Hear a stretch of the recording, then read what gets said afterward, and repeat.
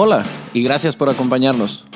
Mi nombre es Aldo Hassan y soy tu anfitrión en este podcast que nació después de años de dar conferencias e impartir muchos cursos en los que he descubierto lo cierta que es esa frase que dice que todos somos muy ignorantes, solo que no todos ignoramos las mismas cosas.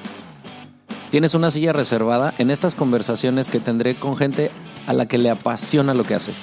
Personas que como tú y como yo buscan ser su mejor versión día con día y quieren compartir contigo sus talentos, sus historias y sus experiencias, esperando que todo ese conocimiento sea contagioso.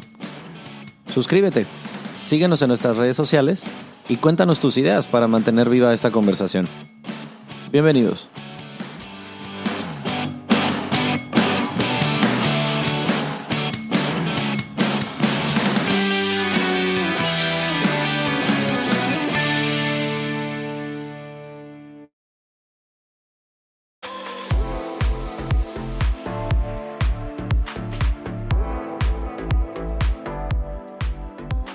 Pues bienvenidos a otro episodio del Centésimo Podcast.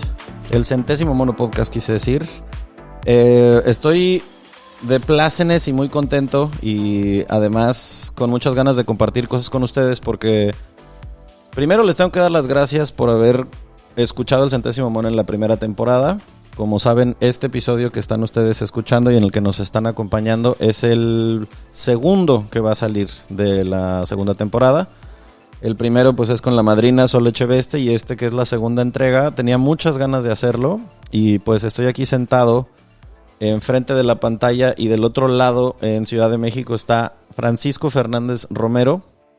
Él es terapeuta gestalt, es sexólogo, es educador. Tenemos aquí con nosotros un fanático del arte clásico y de la literatura, de la poesía y además con un blog muy chingón que se llama Lo que pasa entre nosotros. Ya les damos un poco más de detalles al final, pero pues primero que nada, muchas gracias por estar aquí, Paco. ¿Cómo estás? Bien, Aldo, a gusto. Encerrado como todos. Esto del encierro que todavía no se acaba, pero parece que sí se acaba. Y no acaba de acabarse. Exacto. ¿Oriundo, nacido en la Ciudad de México? Sí. Perfecto. Sí, de aquí soy y aquí casi siempre he vivido aquí. ¿Y hace cuánto tiempo que te dedicas a la terapia gestalt? 22 años, creo. Nada más. Wow. Cuéntanos un poquito cómo fue que comenzó tu pasión, tus ganas de estudiar psicología primero. No, yo estudié pedagogía como carrera inicial. Ok. Pero cuando terminé, como creo que nos pasa a muchos, me quedé con la sensación de que sabía muy poco. Y de que lo que sabía no era suficiente y de que se me hacía falta tratar de saber de algo, okay, y tener cierta claridad con algo. Y entonces me acerqué al tema de la sexualidad. Después de pedagogía estudié sexología educativa y clínica. Okay. Y entonces creo que empecé ahí sí mi camino profesional, ¿no? Me enamoré de la sexología. La sexología me llevó a la psicoterapia. Okay. Y en eso sigo.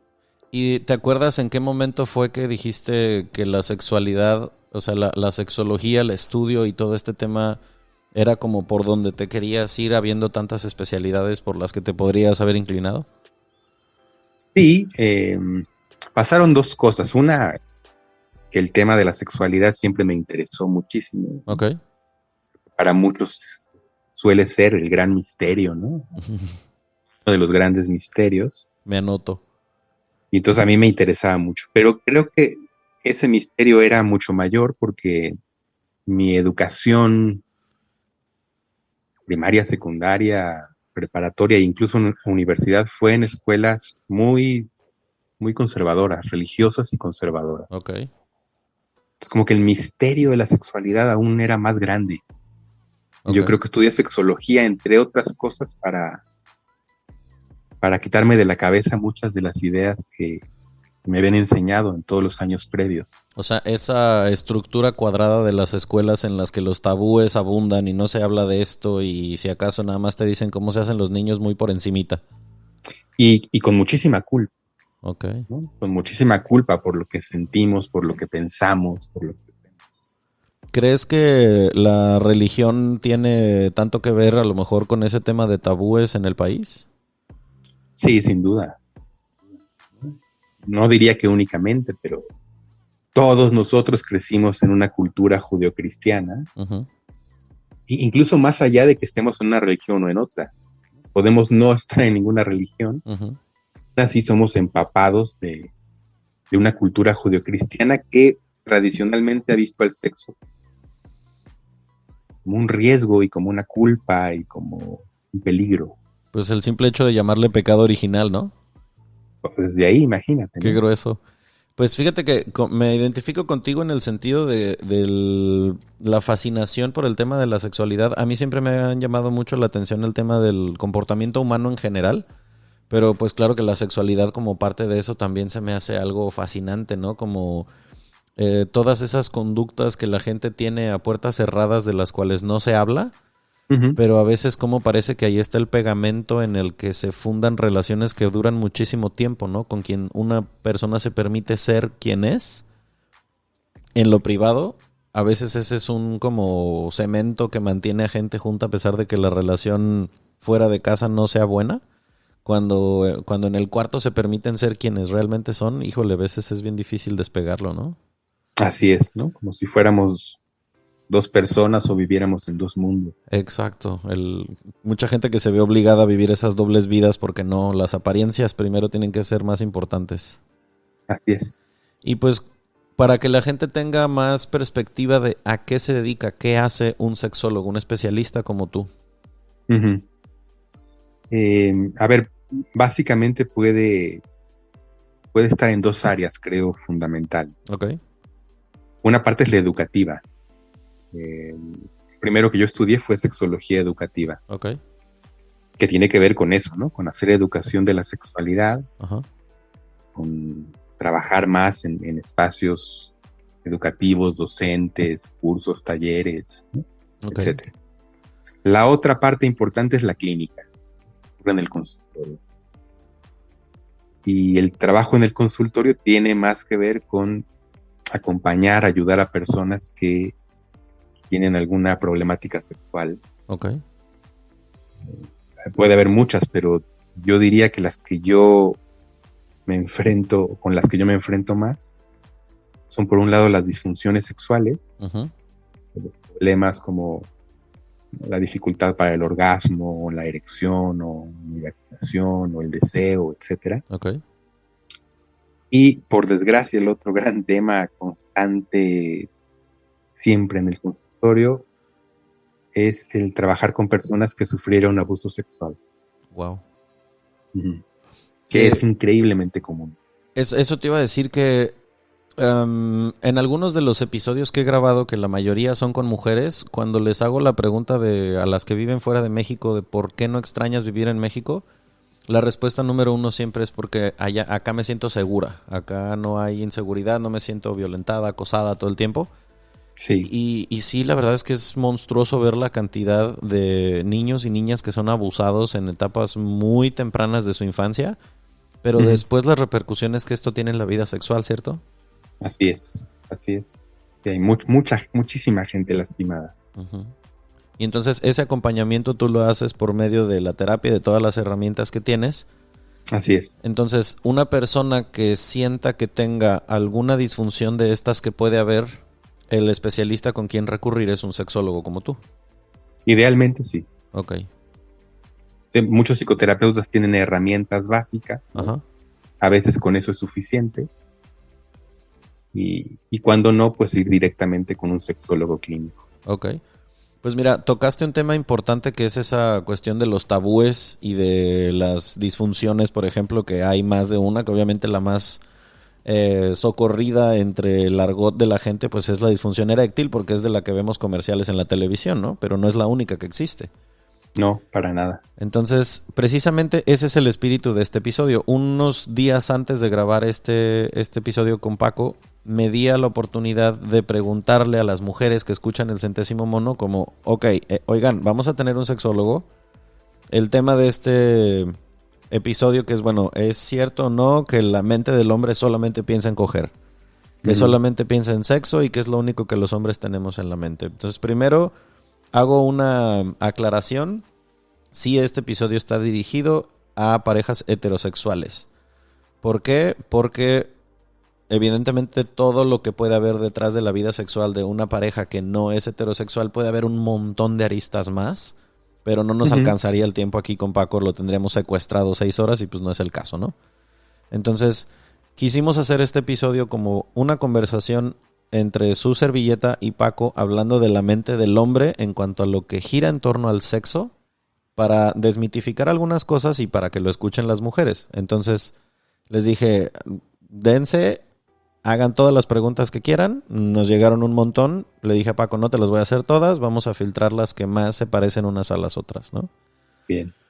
Con la que me gustaría comenzar, Paco, sería preguntarte, a tu consultorio, ¿en promedio llegan más hombres o mujeres? Es bastante similar en general. Equilibrado, ok. En este momento creo que tengo más pacientes varones. Ok. Pero es solo de este momento. En general es bastante equilibrado. Ok. Vamos a decir, el tema más recurrente con el que llegan tanto hombres como mujeres, ¿se parece o también varía mucho? Varía, creo que varía, aunque si pienso en lo sexual, yo hoy un tema que me encuentro con mucha frecuencia en unos y en otras, es el tema del deseo, del bajo deseo, de la falta de ganas. O sea, la pérdida de la libido sexual es como que algo que no veías tanto como lo ves ahora. Sí, o sea, si uno ve los libros, ¿no? Te dirán que la disfunción más común en mujeres es la anorgasmia, ¿no? La falta de orgasmo, y en los hombres el descontrol eyaculatorio o eyaculación precoz. Pero si pienso en lo que ocurre en el día a día en mi consultorio hoy, veo que para hombres y mujeres el tema de la falta de deseo está siendo mucho más frecuente. ¿Se lo atribuyes al tema pandémico estresante o alguna otra cosa te surge que pueda ser lo que lo esté ocasionando? No, porque esta frecuencia es de mucho antes de la pandemia. Quizá en la pandemia esto aumente, ¿no? Pero no, muchos años antes ya para mí y para otros colegas vemos cómo crece la disfunción, le llamamos deseo sexual inhibido. Yo hoy creo que es tan común porque tiene que ver más con un tema social. ¿En qué sentido? Por cómo vivimos, por cómo nos movemos, ¿no? De la sexualidad, creo que para estar bien requiere tiempo y requiere espacio, y requiere energía, y requiere presencia, ¿no? Yo creo que hoy socialmente estamos jugando un juego de persecución del éxito y del dinero, y de triunfo, y de todas estas cosas que dicen que deberíamos alcanzar, que hacen que la gente que yo miro alrededor, incluso gente muy joven, viva corriendo, viva con jornadas de trabajo agotadoras, que rara vez trabaje 8 horas, y luego descanse 8 y luego duerma 8, ¿no? O sea, un ritmo de vida en el que no hay espacio. Que la gente corre, en que estamos todos persiguiendo ganarnos la vida, ¿no? En que los trabajos son cada vez más exigentes en eso, en que la competencia es brutal, ¿no? En que el estrés crece. Y ahora la gente encerrada, me la imagino, si antes trabajabas tantas horas en tu oficina y ahora ya no tienes la excusa del tráfico, la oficina en tu casa, los niños en la casa, ¿a qué hora, no? Sí, y yo veo eso, sobre todo me llama la atención porque lo veo en gente muy joven. Y llega a casa o está en casa agotada, ¿no? Sin energía, o sea, ver la cama es tener ganas de dormir, ¿no? O prender una serie para olvidarte de todo un rato. Para que me arrulle y me quede dormido nomás. para que se me quite de la cabeza un poco todo lo que tengo encima. Ajá. Y creo que en este modo de vida, que es un modo de vida muy de este siglo XXI, Sí. cada vez hay menos espacio para detenernos, para mirarnos, para encontrarnos de verdad con el otro. Uh-huh. Y la sexualidad implica eso. Claro. O sea, puede haber una sexualidad más como de quitar de encima ese estrés, Uh-huh. ¿no? Una sexualidad apresurada, una sexualidad más como un grito, ¿no? Como que nada más tengo tiempo, tengo 15 minutos, tómalos o déjalos. Sacar la energía atorada, Ajá. más que un encuentro con tiempo, con espacio. Y creo que entonces el deseo está muy lastimado. Sí, porque me ponías a pensar con eso que decías de la cantidad de tiempo que tienes disponible a lo mejor para compartir en pareja, lo que se conoce como el quality time, que no es lo mismo que tener tiempo para ver a alguien, sino quality time, ¿Sí? en plan, dejo mi celular, dejo mi laptop, dejo todo y estoy contigo, ¿no? Y Sí. que se fomente esa relación en la que el deseo pues no es como un switch de la luz que se prende y se apaga, o sea, requiere cierto proceso para que pues lleve a la actividad sexual saludable. Sí, hay un autor que leo que decía cómo en nuestras habitaciones Uh-huh. eh, cada vez son más presididas por una pantalla que por la cama. Sí, completamente. Sí, yo tenía una compañera en la universidad cuando estaba estudiando la carrera que decía, yo aprendí de mis papás que si quiero que mi relación dure, el cuarto es para dormir y para coger. Nada más. No tiene que haber tele en el cuarto porque si no se vuelve el centro de atención. Claro, claro. Y pues sí, claro que me pongo a pensar en si ahora es el único espacio en donde se puede confinar una pareja que durante la pandemia estuvo con hijos en casa, pues el único Y con el espacio... trabajo metido, ¿no? Ajá, o sea, tiene ella a lo mejor la laptop en las piernas y él el control de la tele y el celular en la mano y pues Sí, estás pero no estás, ¿no? Nada más son roomies, ya no son pareja.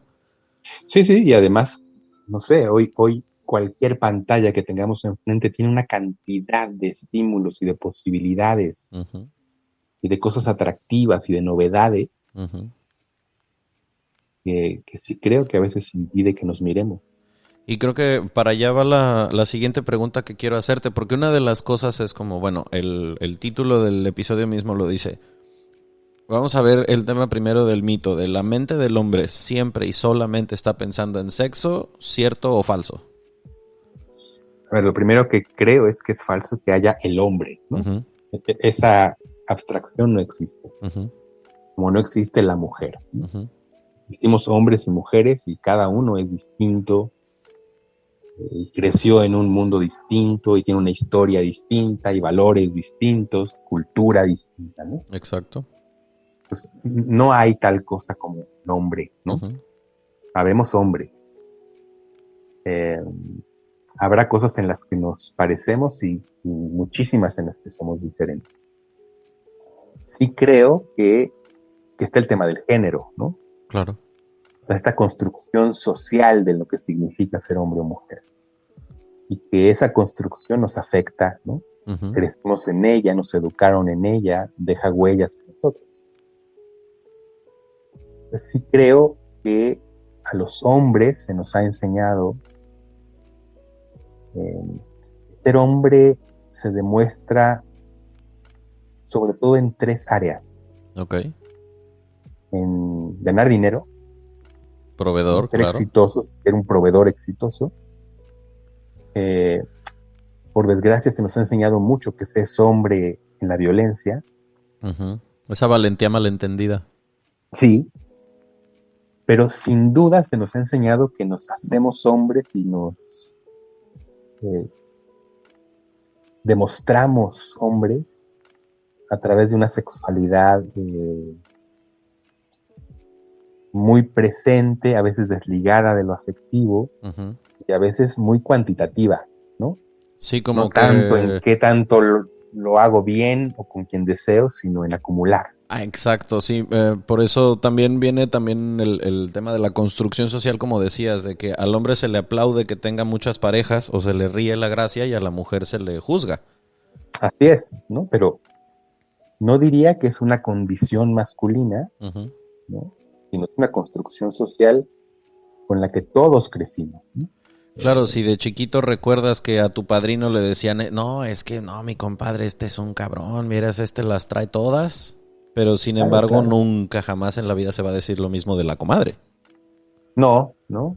Porque el juicio será absolutamente distinto. O sea, sí hemos crecido en una cultura que nos enseña, que se demuestra hombría, Ajá. acumulando experiencias sexuales y, repito, de ser posible sin involucrarte afectivamente. Sí. Como que si te involucras afectivamente, pierdes, Uh-huh. ¿no? Y por supuesto que aquí tienen todo que ver con la respuesta de decir, si el programa social desde chiquitos es como, vas a ser un hombre en todo el sentido de la palabra, si eres un proveedor, si eres valiente y no te dejas madrear, y si tienes muchas mujeres y todas quieren contigo y una sexualidad, la promiscuidad como tal, pues será Sí, difícil que alguien que no haga conciencia de esa situación se extraiga de ese programa. es sumamente complicado. O sea,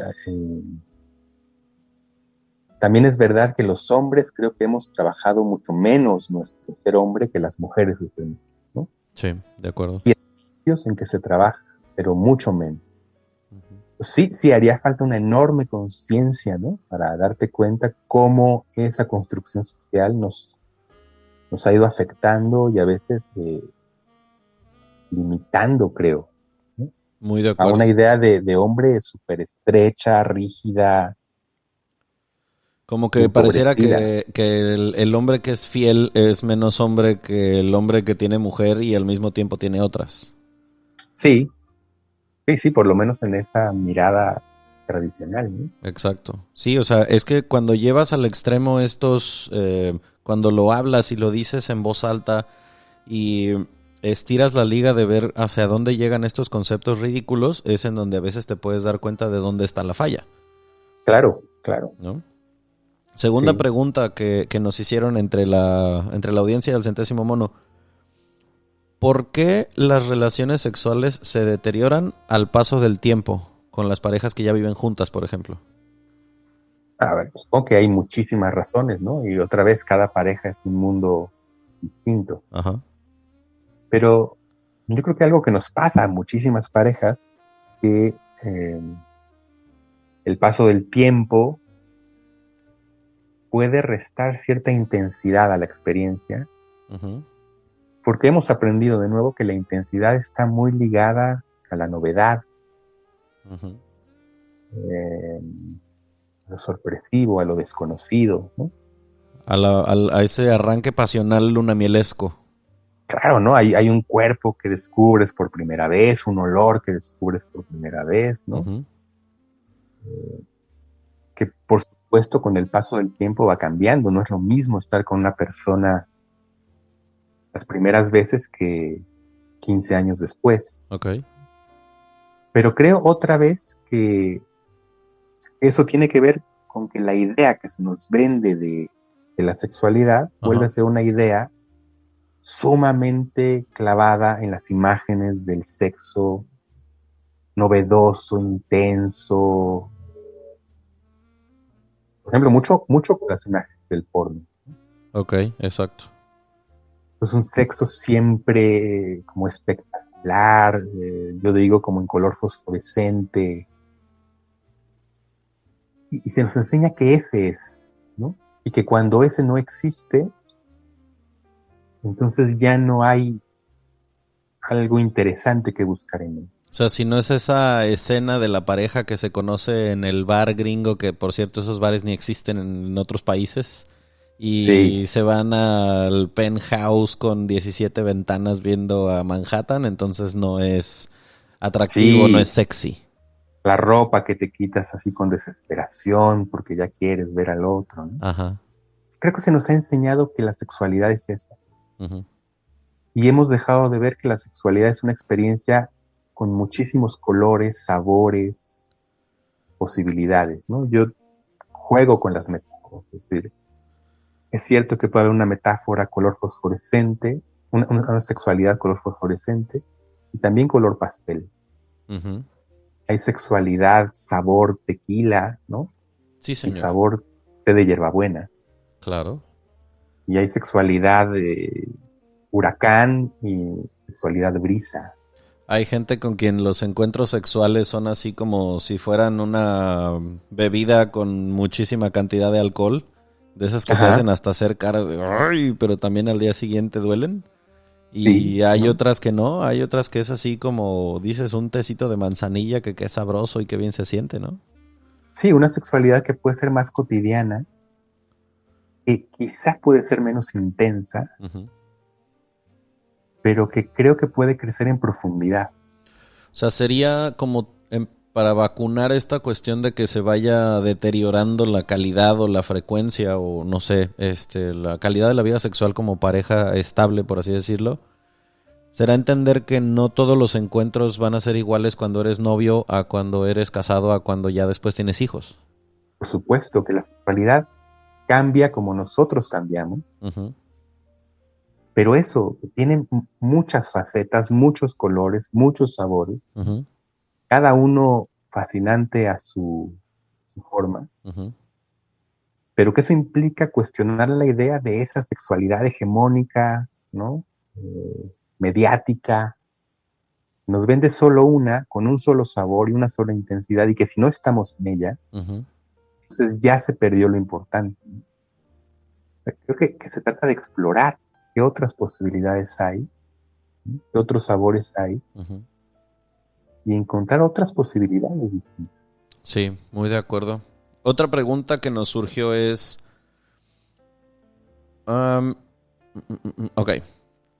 ¿Por qué los hombres, o muchos hombres, en una pareja no permiten cosas que en otras mujeres admiran? Por ejemplo, las Uh-huh. cirugías plásticas, la ropa pegadita, el que baile de cierto modo, que se arregle de cierto modo. ¿De dónde viene esta tendencia a esto me gusta, me llama, lo consumo y lo quiero hacer, pero tú no lo hagas? Sí.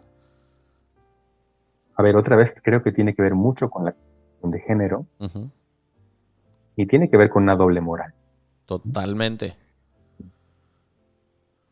En la construcción de género se nos ha enseñado otra vez, ¿no? Que en lo femenino hay dos posibilidades y a veces que esas dos posibilidades no se pueden juntar. Está la imagen de lo femenino maternal, ¿no? Ajá. Una autora feminista dice la madre esposa como Ajá. una sola palabra, Sí. ¿no? Esa persona a la que hay que respetar por ser madre o ser Uh-huh. pareja, adquiere ciertas características de intocable, ¿no? De Ajá. virtud, No me toques a mi madrecita santa. ¿no? O sea, imagínate la imagen de la mamá en México, ¿no? Claro. Y luego hay otra idea de lo femenino como la seductora, eh, la tentación, Uh-huh. la sensualidad, ¿no? Se nos enseña que hay esas dos eh, formas que además son las dos una construcción exagerada, falsa. Son dos mitos, ¿no? Sí. Dos estereotipos rígidos.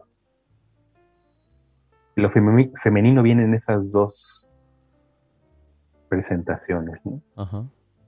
Que nos enseña a nosotros y a ellas también. Y que no se mezclan, ¿no? Es decir, que si se quiere de una de esos mitos, ¿no? Hay que acudir a un lugar, ¿no? Claro. Y si se quiere el otro mito, hay que acudir al otro, pero que es imposible de mezclar. Sí, o sea, si estás en plan mamá llevando a los niños a la escuela, por favor no vayas escotada ni con vestido corto. Claro, eso, ¿no? Se convertiría en el otro mito. Exacto. Eh, Está esa idea súper rígida, ¿no? de encasillarnos como características. Yo creo que en cualquier ser humano están las posibilidades múltiples, ¿no? De la ternura, de la sensualidad, del cuidado, Ujú. la pasión, de la travesura, la solidaridad, etcétera, ¿no? En cada uno de nosotros, y que creo que podremos cada uno de nosotros desarrollar todas esas posibilidades. Pero está esa enseñanza, otra vez social, de que es una cosa o la otra. Ok. Y ese juego, decía yo, de doble moral, ¿no? Yo quiero para esposa, para pareja, ese ser, Sí, sí. esta cuya sexualidad se vive solamente conmigo y solamente yo puedo mirar, ¿no? Tiene Ajá. algo de posesión también, de sentirme dueño. Sí, me hiciste acordarme de una amiga que me contaba que cuando se conocieron, si mal no recuerdo, fue en una graduación, algo así, una boda, una graduación. Y me dice, yo iba en mis mejores fachas, porque claro, soltera, despampanante, que quería llamar la atención. Y vestido pelazo, escotazo, taconazo. Y entonces el vato loco por ella, ¿no? Y olvídate. Y una vez que andando, casi que le tenía prohibido usar ese vestido. Claro. Ese como un ejemplo súper burdo de cientos de miles que existen en cuanto a mí cuando te conocí me gustaste por esto, pero ya no lo hagas porque ya estás conmigo. No, y el tema de la pareja como propiedad, ¿no? Claro. Al ser mi pareja siento que me perteneces y entonces también me siento con derecho a opinar sobre cómo debes vestirte, cómo debes pensar, cómo debes moverte, ¿no? Como si Uh-huh. fueras una propiedad mía, ¿no? Y no un ser distinto. Y a este tema creo que automáticamente se responde, pero igual podemos ahondar en ello. La siguiente pregunta que nos salía, que era como en plan en tema de la monogamia, ¿no? Viéndolo desde la mente masculina heterosexual, que si el hombre está como programado o no para ello, y lo hablábamos hace rato, como que se demuestra la valía del hombre en tres aspectos y uno de ellos pareciera ser que mientras más mujeres, más hombre se es, ¿no? Pero vamos a decir, como apéndice de esta pregunta que también salió bastante fue, ¿de dónde viene esa tendencia a consumir contenido erótico, sexual, mujeres? Ahora que TikTok creció como nunca antes creo yo había crecido una red social tan rápido, y de pronto se convierte en ese... La chava que nos lo escribía me ponía en específico la pregunta de dónde viene este rollo de a lo mejor estar en pareja, estar casado con novia, lo que sea, y esconderse para ver mujeres en el teléfono. Sí. Es también un tema, creo que complejo, ¿no? La idea de las imágenes eróticas, ¿no? Uh-huh. Desde las más suaves hasta el porno fuerte. Por supuesto, es un negocio millonario, para empezar, ¿Cierto? millonario, y con todos los recursos para hacerlo atractivo, para atraer nuestra atención, para clavarnos ahí, ¿no? Entonces, saben lo que hacen, saben cómo hacerlo para llevarnos ahí, ¿no?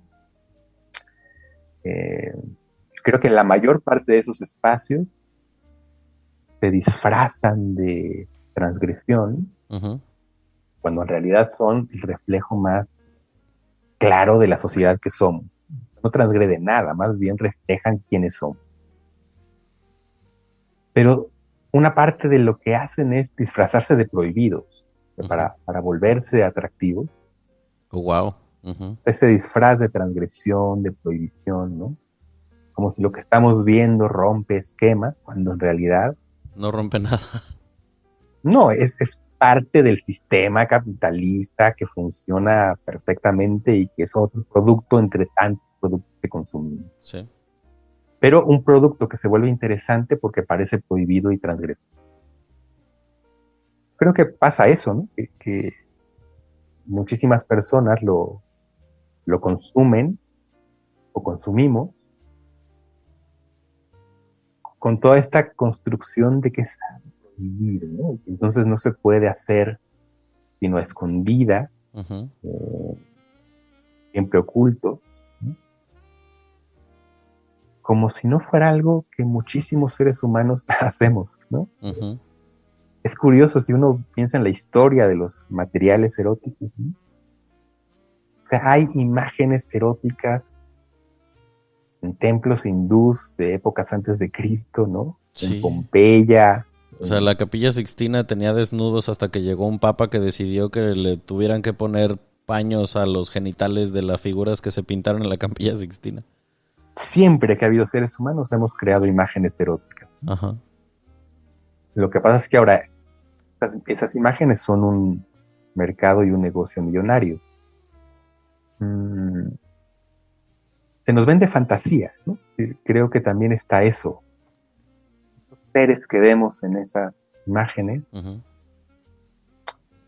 otra vez son seres míticos, ¿no? En el sentido de son cuerpos poco diseñados, ¿no? Uh-huh. Hacen cosas que difícilmente podemos hacer, ¿no? Representan fantasías, Uh-huh. ¿no? Y entonces podemos clavarnos en ellos porque tienen toda esta estrategia de mercado para atraparnos, ¿no?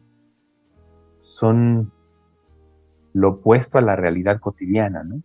Exacto, O sí, es así como... se nos vende. Ajá, como que lo que ves en las pantallas en cualquiera de estos, ya sea sitios web o aplicaciones, fuera algo a lo que solamente tienes acceso siendo el espectador desde el otro lado de la pantalla y la fantasía de estar dentro de esa fantasía. Sí, y generalmente esas personas que aparecen pues representan un poco lo que decíamos en la pregunta, una de las preguntas anteriores, ¿no? Ajá.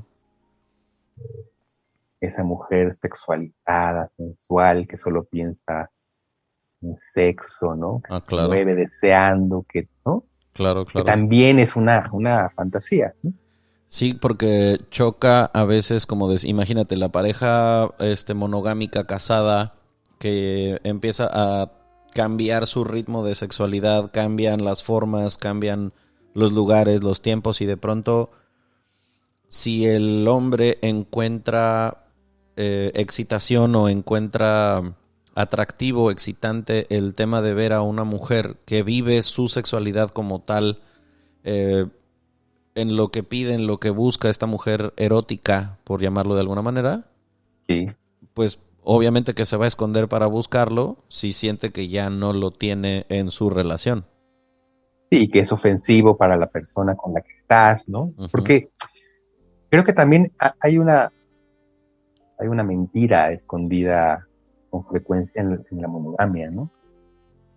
Que es como estoy yo contigo y tú conmigo, ya no desearemos a nadie más. No deberíamos desear a nadie más. Nadie más nos gustará porque nos elegimos. Quiero una camiseta que diga eso. Y eso es una mentira. Nosotros y ellas somos seres que te seguimos mirando y nos sigue atrayendo otra gente y nos siguen gustando otras personas, ¿no? Exacto, o sea, sería iluso pensar que en el momento en el que ya tienes una relación de cualquier tipo con cualquier persona, noviazgo, matrimonio, lo que sea que tengas, que en ese momento te vuelves en un caballo de plaza de toros que no puede ver más que hacia su pareja. Una cosa es la decisión consciente de estoy contigo y solamente contigo voy a tener sexo si ese es el acuerdo que tienen entre ustedes. Pero sí, otra cosa muy distinta, y esto sí se lo digo a las mujeres, porque hace no mucho que tuvimos una conversación en un grupo en el que eran todas mujeres menos yo. Fuimos a cenar y una de ellas decía como, para ti, preguntaba, ¿para ti es una falta de respeto que la persona con la que estás voltee a ver con atracción a otra mujer? Y pues todas decían, no, pues sí, para mí sí, para mí sí. Pero yo dije, no, la neta, para mí no. Entiendo que hay dos formas muy diferentes a lo mejor de voltear a ver. Una es una mirada lasciva, totalmente irrespetuosa, que eso sí creo que tengas o no tengas pareja es una mentada de madre. Sí. Pero el hecho de que una pareja, y piénsenlo mujeres de esta manera, hay veces en las que ustedes mismas, cuando ven a una mujer muy atractiva entrar a un lugar, la voltean a ver, porque llama la atención. ¿Qué esperas de un hombre heterosexual? Sí. Y ya, eso no quiere decir que lo tengas que divorciar ni que te está haciendo infiel. Volteo a ver algo que llama la atención. Sí, yo creo que hombres y mujeres somos atraídos por la belleza, ¿no? Uh-huh. y es una cualidad humana. Pero claro, sí, hay una prohibición unida, ¿no?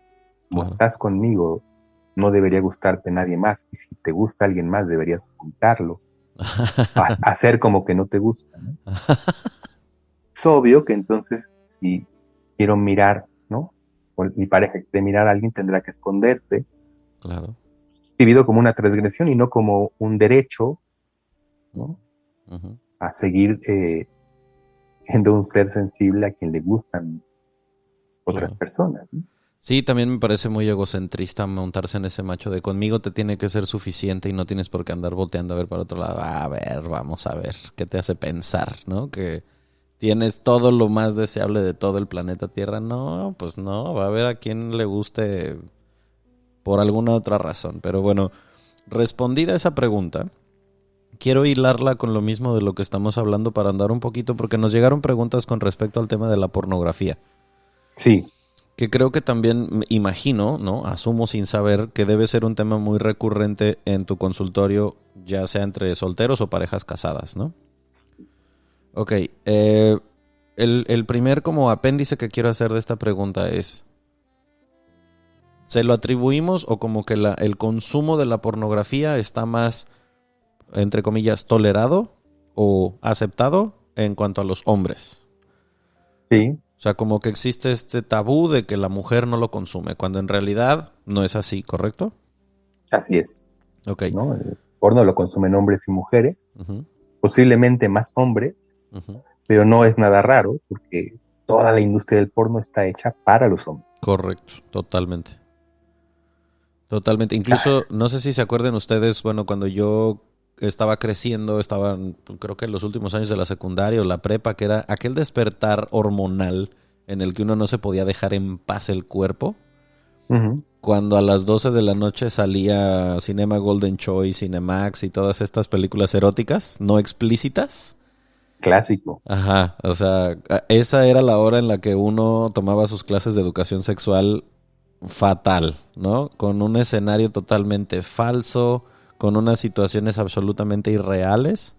Y ese fue el despertar sexual de muchos de nosotros que hoy rondamos los 30, 40. Yes. Entonces, de ahí viene también mucho que si comienzas consumiendo pornografía como primer capítulo de tu educación sexual, puta, pues estás empezando totalmente al revés. Sí, aunque es la forma en la que hoy ocurre, ¿eh? Sigue ocurriendo así, ante la falta de educación sexual. Ujú, Y una educación sexual, me refiero no solamente que nos enseñen anatomía, enfermedades y métodos anticonceptivos. claro, Creo que la gente recurre al porno porque hay mil preguntas que en la educación sexual no se responden, claro. ¿no? Los cómo se hace eso, ¿no? Ajá. ¿Cómo funciona? ¿Cómo te acomodas? Sí, o sea, ¿cómo es que existe más de una posición? Porque en los libros de texto nada más viene el misionerito. Sí, sí, sí, y muy, muy poca información. Exacto. El porno sigue siendo una escuela y seguirá siéndolo mientras la educación sexual se quede corta. Ujú, Ahora, pensemos eso, que el porno es una industria creada por hombres para hombres fundamentalmente, ujú, imágenes pensadas en el estereotipo masculino. Empieza a haber porno que hacen mujeres ujú. pensando en mujeres, pero es algo relativamente nuevo. Nice. Además del permiso social, ¿no? Para los hombres, habrá que pensar en una industria que tiene como mercado a los hombres y que todo el tiempo ha construido imágenes para ellos. Sí, porque además aquí sí es una desigualdad absoluta hacia el tema femenino porque se me ocurre, ¿no? En algún momento de mi vida coincidí con alguien a quien le gustaba y le excitaba tanto ver el porno como a mí. Entonces, ¿Sí? hacer esa práctica en pareja, pues era una cosa chingoncísima, porque entonces ya no te tienes que esconder, ¿no? Ya no tienes que hacer como que no sucede. Y qué Sí, padre si encuentras a alguien que tenga a lo mejor ese mismo gusto si es que tú lo tienes. Pero, sí, decía Paco, es una industria muy diseñada por hombres para hombres, independientemente de cuál sea tu preferencia sexual, porque también el porno homosexual, evidentemente, lógicamente, está hecha por hombres para hombres. es. Pero es muy escaso que exista un contenido sexual, porque era lo que yo platicaba con esa expareja con quien tuvimos esta coincidencia. Decía, es que sí me gusta, sí me prende, sí todo, pero sí estaría padre que fuera a lo mejor menos grotesco, o menos violento, o menos denigrante, o menos tal, para que Sí, yo le encontrara más gusto. Y sí fue cuando yo me di cuenta de lo tendencioso que es hacia lo que con el hombre fantasea y no al revés. sí, hay además cada vez un porno más violento, Ujú. enfatiza en imágenes que son fantasías masculinas y muy rara vez femeninas. ¿Sí? Exacto. Casi cualquier escena de porno clásico que mires en donde sea terminará de la misma forma, ¿no? Exactamente. Mujer hincada a la que le eyaculan en la cara, Ujú. ¿no? Cuando yo pregunto a las mujeres, ¿no? Qué tan agradable es la experiencia, ¿no? Muchísimas, pues, no, tiene, no le veo lo excitante, ¿no? Puede ser Exacto. humillante incluso, puede ser violento, Ujú. pero prácticamente todas las escenas de porno terminan así y aparentemente a la mujer de la escena, ¿no? Disfruta muchísimo que la humillen de esa forma, ¿no? Sí, es como que ese es el ápice del momento en el que ya se llega a lo máximo y qué padrísimo, como que los dos lo estuvieran súper disfrutando.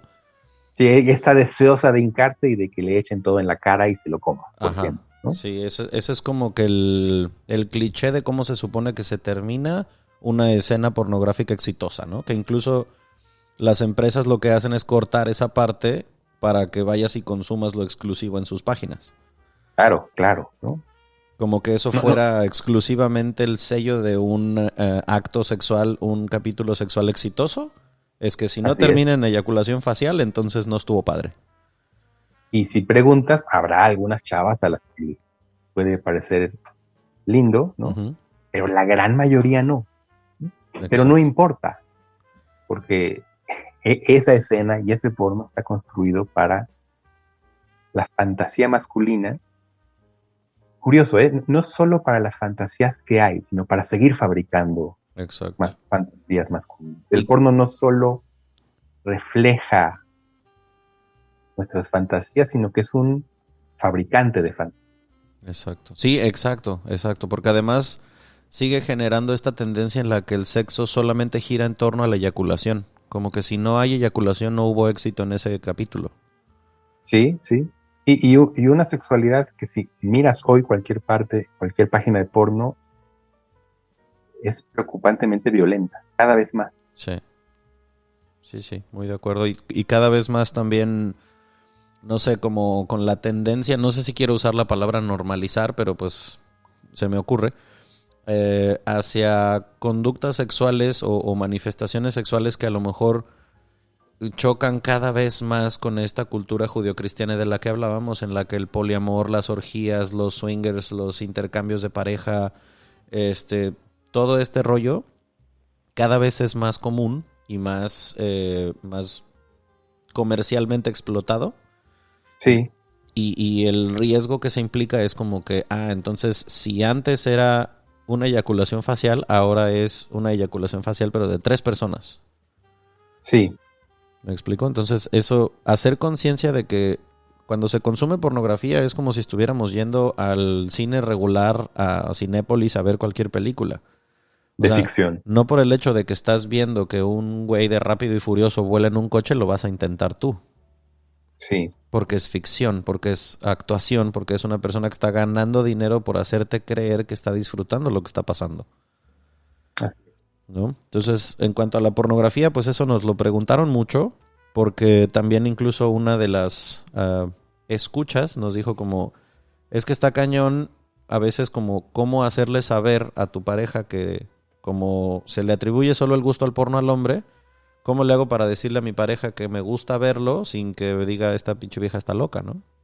Ujú, ujú. Pero pues ya escuchamos un poco de lo que nos decía Paco, de dónde viene pues esta restricción social, ¿no? Y pegado una cosa con la otra, lógicamente que viene el tema de la masturbación. Sí. Entonces, en tu experiencia, ¿la razón para consumir pornografía es la masturbación o no necesariamente? No es la única, pero sin duda es una forma importante, Ok. ¿no? Creo que una práctica sexual común de casi todos los seres humanos, ¿no? Uh-huh. Es la masturbación. Yo diría que cuando no se vive de modo compulsivo, Uh-huh. es una práctica totalmente frecuente, ¿no? Uh-huh. Y funcional. Yo diría que incluso es una práctica totalmente diferente a la práctica con alguien, Sí. que cuando se vive de un modo funcional no sustituye a lo otro, sino que son dos experiencias distintas. A veces quiero estar con alguien y compartir con alguien. Uh-huh. En otros momentos quiero estar conmigo Uh-huh. y disfrutarlo conmigo, y son dos experiencias distintas. Uh-huh. No creo que algunas parejas lo pueden vivir como, si mi pareja se masturba es porque yo no doy lo suficiente, porque espera algo que yo no doy, porque me quita algo mío, ¿no? Justo, sí. Cuando son dos experiencias diferentes. Ahora, para la experiencia de la masturbación, cada persona creamos nuestra forma particular, ¿no? Uh-huh. La fantasía es una forma súper recurrente, la memoria es una forma súper recurrente, Uh-huh. pero por supuesto una forma de acompañar el autoerotismo es mirar imágenes. Quizá las imágenes que hoy tenemos increíblemente accesibles. Y gratis. Eso hablo mucho del porno, cuando el porno antiguo, que la gente tenía que ir a formarse, a hacer una fila, a comprar un boleto a un cine en los Ajá. 70s, ¿no? Ajá. O ir a comprar con vergüenza una revista al puesto de periódicos. Sacar un VHS, ¿no? Ajá, claro, sí, sí. Hoy cualquiera en su teléfono carga todo el porno del mundo de modo gratuito. Sí. Y entonces es una forma de pronto sumamente accesible de excitarte para la masturbación. Por supuesto puede haber una masturbación compulsiva, Uh-huh. puede haber una masturbación que evita el contacto con el otro. Uh-huh. No es que no lo haya, ¿no? Pero eso tiene que ver más con el grado, con las cosas que dejo de hacer por masturbarme, ¿no? Okay. Por cómo masturbarme sí es una forma de evitar al otro. O sea, Sí lo hay. vamos a decir, en cuanto a una masturbación, en cuanto a lo saludable, tendría que ser una manifestación en la cual es una experiencia propia de mí, para mí, conmigo, pero que no sustituye para nada el contacto con otras personas. Sí es. Uh-huh. Sí es. Okay. ¿No? Sí, te lo quería preguntar también porque ahora que hablabas de cómo a lo mejor para consumir pornografía, para tener estas escenas eróticas que fueran estimulantes para la práctica de la masturbación, antes había que hacer circo, maroma y teatro. Ahora estamos en una etapa de la humanidad globalizada, capitalista, rapaz, en la que si antes, por ejemplo, una mujer tenía como la capa del tabú encima de sus ganas de experimentar, tenía que ir a una sex shop. Lo platicaba con una de mis mejores amigas hace poco, ¿no? Que decía, yo me acuerdo la primera vez que conocí o que vi los dildos, que Uh-huh. vi los vibradores y todo esto, fue con la excusa de que iba a una despedida de soltera. Y sí, de repente empiezo a preguntar por cositas, los juguetitos para la despedida, y 2 horas después ya me quería llevar media tienda para mí sola, porque pues ya estoy aquí, qué padre, qué emoción, quiero probar. Uh-huh. Uh-huh. Ahora, entre paréntesis, no ardan en llamas, gracias al COVID, tenemos la opción de que tú te metas a Amazon, pidas lo que quieras de un sex shop y te llega a la puerta de tu casa en una caja que nadie sabe qué es. De modo súper discreto. Y entonces puedes empezar a intentar cosas y a quitártela de, ay no, yo no hago eso porque soy niña bien. Uh-huh. Uh-huh.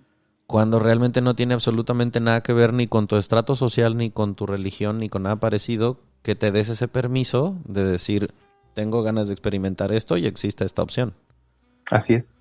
¿No? O sea, la masturbación creo que sí es algo que, no te digo, no sé qué tanto lo veas en tu consultorio, pero sí también nos preguntaron como el, ¿por qué si es casado, por qué si está conmigo se masturba? Ya, sí, yo diría eso, ¿no? Porque son dos necesidades distintas. Uh-huh. Y también entiéndalo los hombres que escuchen esto y ustedes mismas mujeres, como el hecho de que un día sientas la necesidad de vivir una experiencia de ti para ti, no quiere Sí, decir que estás faltándole a ninguna relación que tengas con alguien más. así es, y suele ser además, no siempre, pero suele ser una experiencia que gasta menos energía, ¿no? Ujú. Que te lleva menos tiempo, Sí, que te relaja, ¿no? En unos minutos estás listo y sigues, ¿no? sí, no hace falta el... Que no estén los chamacos, que se Ajá. duerman, que, No hace falta toda la producción del alaciado del cabello y ponerte el vestido fancy, no pasa nada, en tu cuarto ahí no pasa nada. claro, ¿no? Otra pregunta, Paco, ¿cómo es recomendable comunicar? Me refiero, me estoy poniendo en los tacones de las mujeres, ¿no? Porque esa fue la pregunta que llegó. ¿Cómo es recomendable comunicarle a él lo que me gusta mientras están teniendo relaciones sexuales sin que él sienta que le están dando instrucciones? Va, pues complicado porque otra vez dependerá de cada hombre, ¿no? Ujú. Diría que muchísimos hombres incluso disfrutarían muchísimo, les parecería una razón extra de excitación que tu pareja te pida cosas. Yo soy de O- esos. Oír, Estoy, oírla hablar, ajá. decirlo, ¿no? Justo estoy, Puede ser, hablo en nombre de mi gremio, si aquellos que piensan igual que yo, está padrísimo cuando te dicen, mira, así, así, asado, y a mí me gusta esto y aquello, y híjole, está padrísimo. incluso puede ser muy excitante, ¿no? Sí, señor. O sea, decirlo abiertamente, ¿no? Otra vez, eh, si está el riesgo, ¿no? Otra vez por esta confusión de género, ¿no? De cómo se nos ha enseñado a los hombres que tendremos que ser los expertos, ¿no? Claro. Y de que tenemos que saber todo y que cualquier petición distinta a lo que hacemos se vuelve un reclamo, ¿no? Y una herida al ego. Ujú. Eso también es verdad. ¿Cómo que lo que te estoy haciendo no te gusta y no te es suficiente? Bien, o tendría que ser distinto, ¿no? Ujú, Sí creo que esta experiencia que pregunta tu oyente sea común, ujú. pues por esta educación en que tendríamos que ser los expertos y saberlos todo, ¿no? Saberlo todo y sentirnos cuestionados, ¿no? En nuestra masculinidad porque alguien nos pide algo distinto.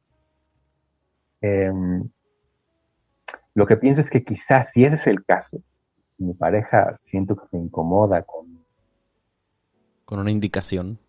una indicación, ¿no? Se me ocurre que una idea es quizá decirlo no en el acto en concreto, ¿no? Ajá. Buscar un momento más tranquilo para decirlo, Ujú, ¿no? Y sí creo que puede ser importante cómo lo digo. ujú, O sea, decir que algo se me antoja mucho, que algo me excitaría mucho, ujú.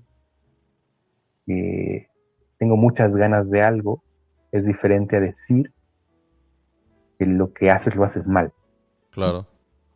O sea, creo que el mensaje de me excitaría muchísimo que me Ujú, acariciaras de esta forma, me prendería muchísimo que fueras más despacio, que miraras, ujú. puede ser recibido mejor. Sí, porque no se siente como el manazo que le dan al niño cuando agarra una cuchara y le sueltan el chingadazo y le dicen, no, eso no. Y entonces el niño como, ay, cabrón, pues, ¿qué pasó? Claro, Imagínate que el hombre, que además, ahorita hablaremos del tema de disfunción eréctil, pero la erección se puede perder por muchas cosas que no necesariamente tengan que ser por falta de deseo. A veces es como un, wow, ok, ya no me siento que esto le está gustando. Pero sí, por como dice supuesto. Paco, a mí se me ocurre también que si en lugar de hacerlo como una exigencia de no así no porque a mí me gusta así, que a lo mejor la solicitud venga de una manera como juguetona, como sugestiva, en plan, híjole, ¿sabes qué? Me gustaría, se me ocurrió que podríamos hacer esto, pero antes de empezar, o mientras estaban volando las prendas, o a lo mejor hasta un mensaje que le mandes mientras está trabajando. Para Sí, muchos hombres eso es así como, uff, o sea, echarle gasolina a la chimenea para que sí. prenda en chinga, o sea, el jugueteo sugestivo como cuando se eran novios y se mandaban fotitos sugestivas. Sí. Ya cuando es una pareja que no se olvide de esas cosas, ¿no? Y de pronto, híjole, ¿qué crees que se me antojó que hiciéramos? Y entonces la respuesta es muy distinta.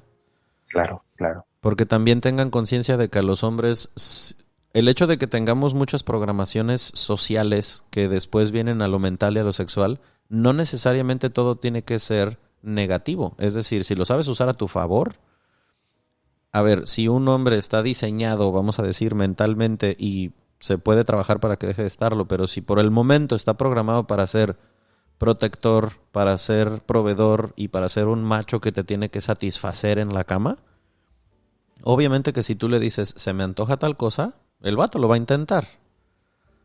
Porque sabe que se te antoja. Y entonces puedes usar a tu favor esa cuestión de, pero no como exigencia, como lo decíamos, no en, no así no, porque esto no se hace así, porque se siente como regaño de una maestra. Y yo diría que si lo hiciéramos igual al revés, ¿no? De un hombre a una mujer, se Uh-huh, recibiría igual. Como, uh-huh. esto lo haces mal, Sí, porque sabes ¿no? qué, se me ocurre que también a los hombres nos pasa mucho que a veces es difícil saber comunicar las fantasías, si es que tienes alguna o algún deseo que quieras, porque es como, no sabes cómo va a ser recibido desde el juicio de, ay, yo no hago eso porque no soy ninguna puta, Claro, ¿no? sí, sí. O sea, Eso, ¿no? Creo que poner el énfasis en lo agradable, lo excitante, lo emocionante que sería hacerlo, y uh-huh, no en cómo esto que haces exacto. está mal hecho, que tampoco sé si está mal hecho, porque en la sexualidad es difícil decir que algo está bien o mal hecho, más bien Claro. cada quien tenemos nuestros gustos. Sí, hay gente que se cierra a sí misma, por ejemplo, a que solamente si es en esta posición puedo llegar al orgasmo. Ujú, Como, wow, qué fuerte. O sea, te estás limitando de un montón de cosas, ¿no? Pero, pues así bueno. es. Hablemos de una de las últimas preguntas que quiero hacerte, Paco, que también te podrás imaginar lo común que fue, que es el rollo de la disfunción eréctil. Punto y Ujú, coma, evidentemente es un universo de información, muchísimo. pero como que la flecha que más apunta hacia las preguntas es como el hecho de que el hombre con el que estoy eh, tenga un episodio de disfunción eréctil, ¿implica que ya no tiene atracción por mí? Ujú, sí. N- para nada tiene que ver eso necesariamente. Ujú, A mí, con los pacientes, creo que lo veo mucho, hombres y mujeres, y les sorprende cuando yo lo digo de lo, lo increíblemente frágil que es la erección masculina. es así como el ego. Es que, ¿no? Hemos construido justo la idea contraria, ¿no? El pene erecto como el símbolo del poder, de la fuerza, de la capacidad, ¿no? Y en realidad es una reacción corporal sumamente frágil y sensible y fácil de afectar de miles de formas. Ujú, Por supuesto hay cosas orgánicas, ¿no? Puede haber enfermedades que afectan directamente la erección, medicamentos que afectan a la erección. La edad, por supuesto, va modificando nuestra capacidad eréctil, ¿no? Pero yo diría que una muy frecuente tiene que ver con la inseguridad, ok. con el miedo a que pase, con el temor a no desempeñarnos bien. Ujú, Yo les digo, miren, en contra de lo que podemos creer, la erección puede perderse por unas copas de más, ujú. por estrés, Drogas. por pasarte en una sustancia, por estar muy cansado, porque la persona te encante y quieras quedar bien, Ujú, porque alguien te guste tanto que temas muchísimo fallar, ujú, ¿no? Y en tu cabeza esté la idea, no vaya a equivocarme, no vaya a ser que no sale bien. ujú, La erección es tan sensible que una idea como esa, que ujú. no vaya a ser que no lo hago bien, puede ser suficiente para bloquearla por completo. Wow. Es una idea, Ujú, ¿no? Una idea. Y entonces en realidad es una reacción muy, muy frágil. Eh, Especialmente diría que la exigencia de desempeño. ujú. Y la exigencia, por supuesto, viene de un modo ya muy grande en nosotros, los hombres. Uh-huh. Creo que los hombres ya crecimos con la idea de que tenemos que poder siempre, ¿no? Y tenemos que querer siempre.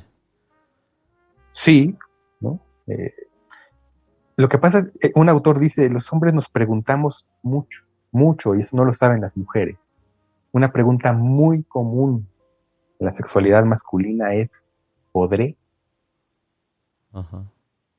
¿Voy a poder?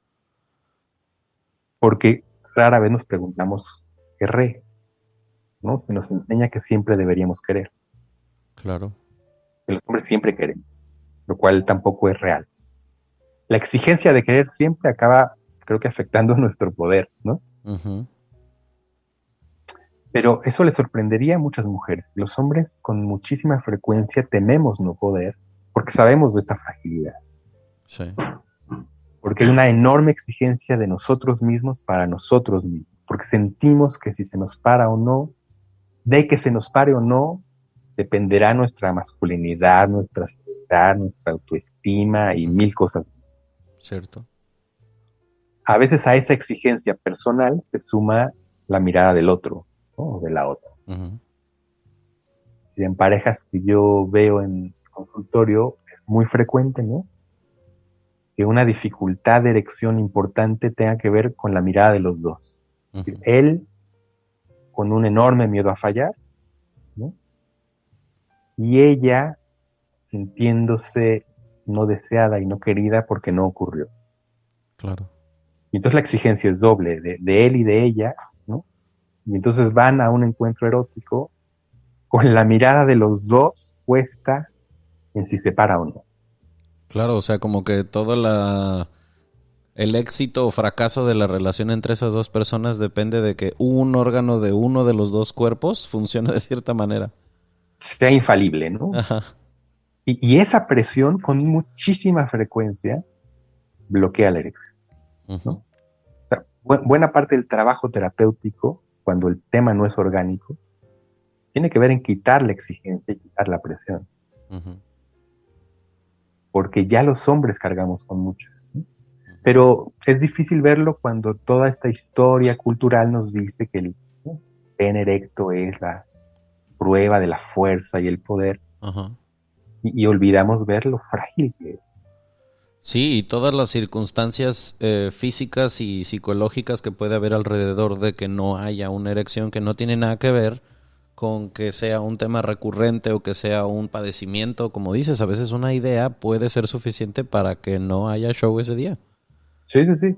Y una idea que quizá no es negativa, es decir, la idea puede ser, no es que esta persona no me gusta, sino me gusta tanto que lo peor que me podría pasar es fallar. Uh-huh. Sí, mira, se me ocurre como símil, seguramente hemos visto alguno de esos videos de concursos de canto en el que la gente va enfrente de unos jueces y, ¿sabes? Y de repente es como ya estoy enfrente del público, que esto es algo que tanto soñé, y el cantante se queda sin voz. Claro, claro. No sale la voz, se queda callado, atónito enfrente del escenario. Eso nos pasa. O sea, sí sucede que a veces un hombre es como, shit. O sea, no sé cómo llegué hasta aquí, pero ya no sé qué sigue. Sí, y nos pasa a todos los hombres, diría, y casi a cualquier edad. Exacto, sí que no responde a un hecho de edad tampoco. No. Bueno, en cuanto a la disfunción, como decía yo hace rato, esto es uno de esos temas que creo que un solo episodio ni siquiera nos alcanzaría para hablar específicamente de la disfunción. Sí, la disfunción es un gran tema. Y porque no hay nada más disfunción en los hombres, también hay disfunción en las mujeres. Pues. Entonces, vamos a dejar esa semilla sembrada para que ojalá Paco se quiera sentar con nosotros otra vez a grabar sobre todos los temas que no vamos a abordar en este episodio para no invadir espacios ni el de ustedes ni el de Paco con tanto tiempo. Sin embargo, sí quiero dejarlos con algo que a mí me hizo como mientras estaba preparando el episodio. Me encontré con un estudio de una profesora que se llama Patricia Woodson. Ella es profesora en la Universidad de Texas, en la Universidad A&M. Y su estudio trata específicamente de cuánto tiempo regularmente dura la vida sexual de un ser humano.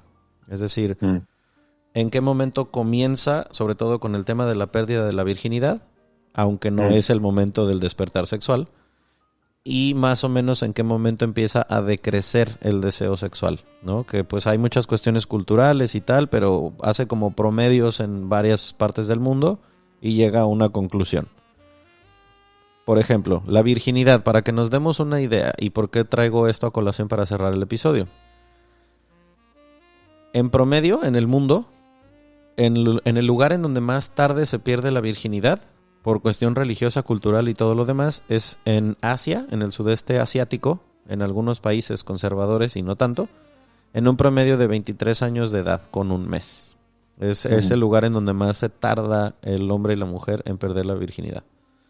En Latinoamérica, en lo que a nosotros nos concierne, vamos a decir, el país punta de lanza en donde antes se pierde la virginidad es Brasil, a los 17.3 años, 17 años con 3 meses en promedio. Le sigue Colombia por ahí pegadito, 17.7. Y luego andamos por ahí rondando en México los 18 años con 6 meses. Más o menos es la edad promedio, ¿no? Independientemente de la cultura de la que vengas, en México ese es como país más o menos a qué edad tenemos nuestro primer encuentro sexual. Pero luego a qué edad empieza a decrecer la libido. La doctora Goodson dice que es a los 55 años de edad. Si hacemos un promedio entre hombres y mujeres, más o menos a esa edad empieza como a ver esa reducción en la testosterona y en todo lo que implica que empiece a decrecer el deseo y la libido. Porque es importante que lo sepas, no nada más por el dato curioso de, no, pues sí, fíjate que sí, de hecho yo la perdí a los 17, 18, o sí, he escuchado que a partir de los 50 y lo que quieras, sino para que hagamos conciencia de que son más o menos 30 años en los que tu vida sexual va a estar en el ápice, en el punto más alto, si nos vamos a lo que un promedio como estos dice. Ahora, cuenta cuántos años tienes en este momento. Y si es cierto que a los 55 empieza a la resbaladilla hacia abajo, ¿cuántos años te quedan antes de que eso suceda? ¿Cuántos años más te quieres esperar a que si es que no te has permitido vivir la sexualidad en pleno y decir, a mí me gusta esto, quiero experimentar aquello, no me quiero quedar con ganas del otro? Pues si ya pasaron suficientes años, todavía te quedan un montón. Pero pues estaría más chingón vivirlos desde la plenitud de que no te quedes con cosas simplemente por el hecho de que alguien en algún momento dijo que estaban mal. Y sobre todo que te respondas preguntas como, ok, si esto sucede, ¿qué puedo hacer para que deje de suceder? Y no solamente con ideas tan retrógradas como decíamos hace rato, que toda tu vida sexual gira en torno a la eyaculación de rodillas en la cara de alguien. ¿Me explico? Entonces, creo que les va a quedar muchísima información a la gente que seguramente nos va a pedir escandalosamente otro segundo capítulo contigo, Paco. Estamos.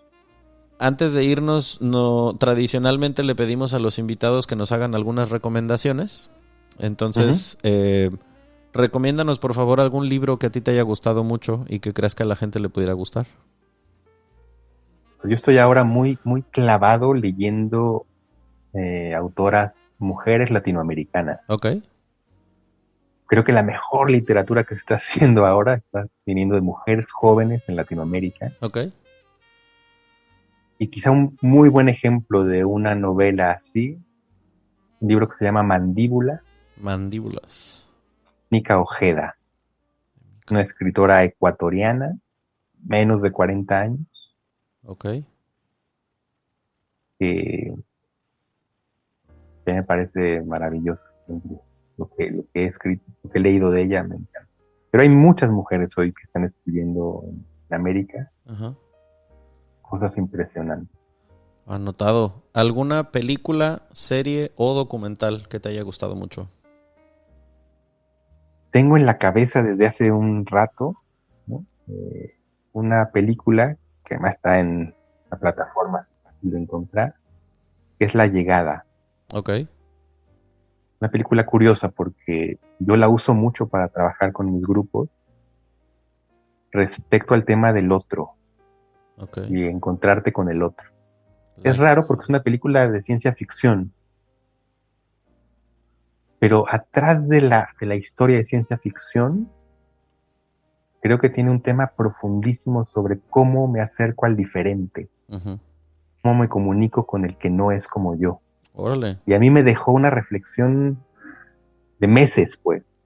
ok. ¿Y esto lo podemos encontrar en... ¿Te acuerdas en qué plataforma lo viste? Está en Netflix otra vez. Ah, perfecto. Entonces, a consumir. ¿Y algún lugar al que te gustaría mandar a la gente de vacaciones y que dirías, híjole, cuando lo vi dije, wow, Fíjate, es raro porque el lugar que a mí me gusta más para ir, me dan ganas de no mandar a nadie que se mantenga virgen? para que siga sin gente, ¿no? Ajá, A ver, lo voy a compartir de todas formas. Me gusta mucho, lejos de los lugares muy espectaculares, ajá, ¿no? Me gusta mucho un espacio al que voy muy seguido, que es Mineral del Chico, en ok. Hidalgo. En Hidalgo, Es bosque, bosque, bosque. Hay cabañas, chimeneas, ok. niebla. ¿Es cerca de Tepoztlán? No, no, no, es muy cerca de Pachuca, Ah, a ok, 1 hora de Pachuca. ok, Muy raro porque Pachuca es un lugar seco, ¿no? ajá. Polvoso, ¿no? Sí, sí es. Y a 1 hora está el bosque con cascadas, riachuelos, neblina, ¿no? O sea, es un lugar al que ir a desconectarse. Eso, más que de pachanga o de grandes escenarios, ¿no? Ajá. A mí me gusta porque me aleja del ruido, ¿no?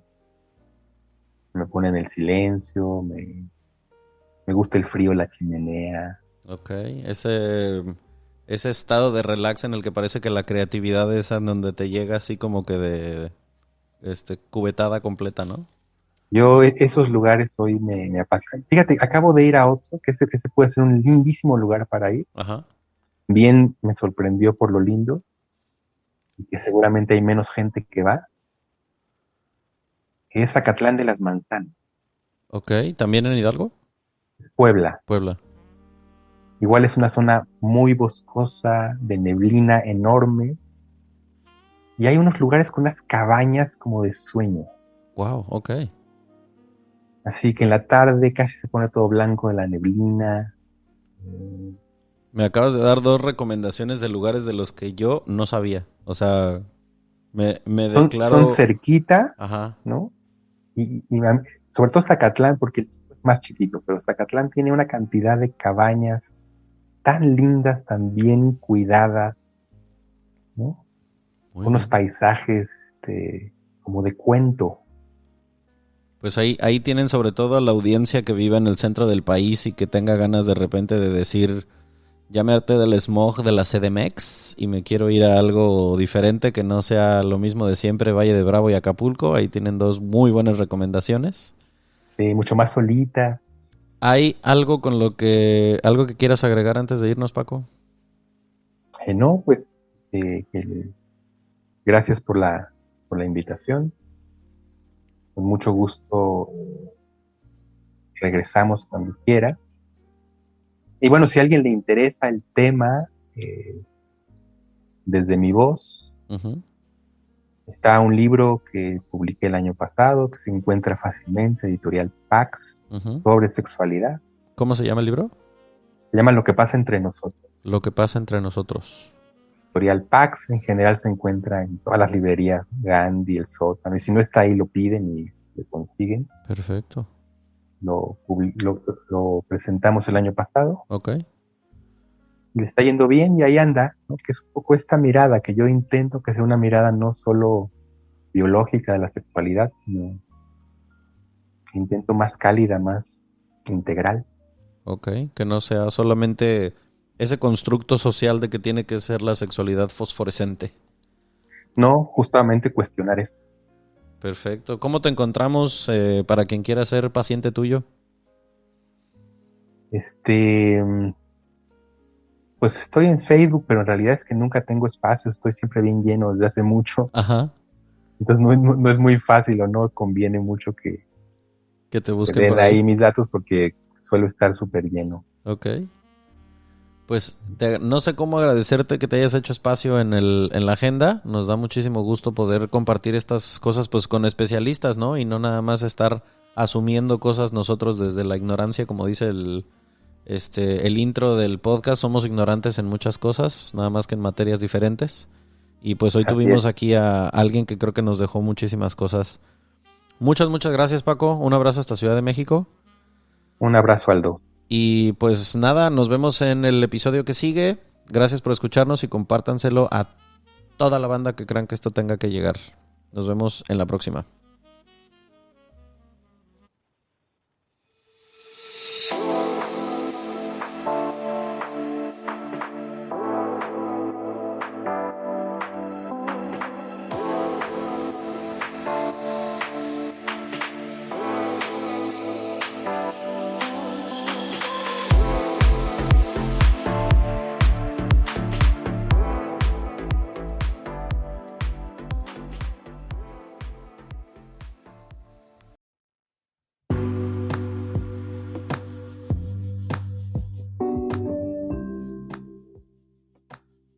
¿Alguna vez escuchaste sobre la teoría del centésimo mono?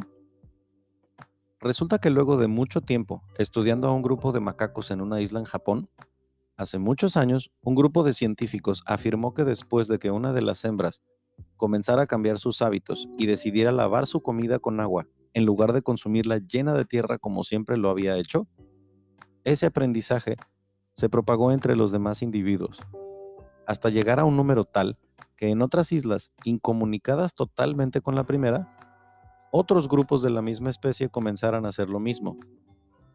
Sea o no verdad, el concepto me fascinó.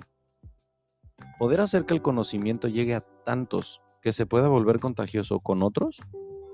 Intentémoslo con este podcast. Si te gustó el episodio, compártelo con quien quieras. Déjanos tus comentarios en El Centésimo Mono Podcast en Instagram y gracias por acompañarnos de nuevo.